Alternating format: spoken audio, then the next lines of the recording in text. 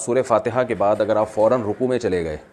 اور آپ کو یاد آیا، رکوع میں یاد آیا کہ میں نے صورت نہیں ملائی ہے، تو آپ رکوع سے کھڑے ہو جائیں، صورت ملائیں، دوبارہ رکوع کریں اور آخر میں سجدہ سہو بھی کریں۔ اور اگر رکوع میں یاد نہیں آیا، سجدے تک پہنچ گئے، آپ کو یاد ہی نہیں آیا، تو اب کیا کرنا ہے آپ نے؟ فرض نماز کی اگر پہلی 2 رکعتوں میں آپ صورت بھولے تھے تو تیسری رکعت میں آپ صورت ملا لیں، سورہ فاتحہ کے بعد صورت ملائیں، ٹھیک ہے نا؟ تیسری میں نہیں یاد آیا، چوتھی میں ملا لیں اور آخر میں سجدہ سہو بھی کریں، یہ مسئلہ ہے اس میں۔ اور اگر بالکل ہی بھول گئے آخر تک اور تحیات میں آخر میں یاد آیا تو صرف سجدہ سہو سے بھی نماز ادا ہو جائے گی۔ اور اگر سنتوں میں یہ کام ہوا ہے، یعنی سنت مؤکدہ آپ پڑھ رہے تھے یا یہ کہ نوافل پڑھ رہے تھے،